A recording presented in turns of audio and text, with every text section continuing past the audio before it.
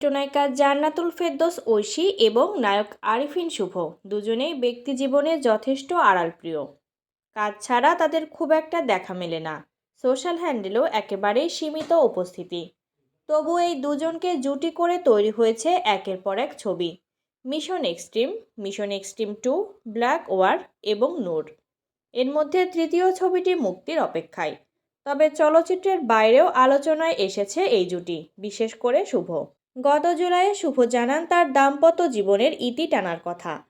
স্ত্রী অর্পিতার সঙ্গে সম্পর্ক টেকেনি। এ খবর তিনি প্রকাশ্যে দেওয়ার পর শুরু হয় নতুন জল্পনা। সে সময় গুঞ্জন ওঠে শুভর ব্যক্তিজীবনে ফাটল নাকি অভিনেত্রী ঐশীর কারণে। অনেকে বলছেন বিভিন্ন অনুষ্ঠান ও আয়োজনে দুজনকে একসঙ্গে দেখা যাওয়ায় সন্দেহ ঘনীভূত হয়েছে। এরপর অবশ্য সেই গুঞ্জন এগোয়নি, তবে জিইয়েছিল কৌতূহল।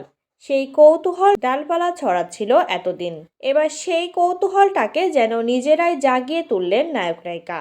মঙ্গলবার সকালে প্রায় একই সময়ে একই ধাঁচের ছবি তুলে ধরলেন দুজন। ঐশী শিউলি ফুল আঁকা শাড়িতে শুভর বুকে মাথা রেখে আবছা আলোয় ধরা দিয়েছেন। ছবিটি যেন নিজেই বলছে তাদের গল্প। কিন্তু রহস্য আরও গভীর হয় ক্যাপশনে। আরিফিন শুভ তার ছবির ক্যাপশনে লিখেছেন, তোরে এত ভালোবাসি আর বলবো কতবার। অন্যদিকে ঐশী যেন সেই কথারই প্রতিধ্বনি লেখেন, যদি হারাস একটিবার মরে যাব শতবার। দুটি ছবি দুটি বাক্য, কিন্তু সুর এক। আর ঠিক সেখানেই উকি দিচ্ছে পুরনো প্রশ্ন, শুভ ও ঐশীকে সম্পর্কে নাকি অন্য কিছু। এর মাঝে শোনা যাচ্ছে দীর্ঘদিন আটকে থাকা রায়হান রাফি পরিচালিত এই জুটির আলোচিত সিনেমা নূর বায়োস্কোপ প্লাসে দ্রুতই মুক্তি পাবে। তাই নেটিজেনদের দ্বিধা, এটা কি সিনেমার প্রচারণা নাকি পর্দার বাইরের কোনো সম্পর্ক।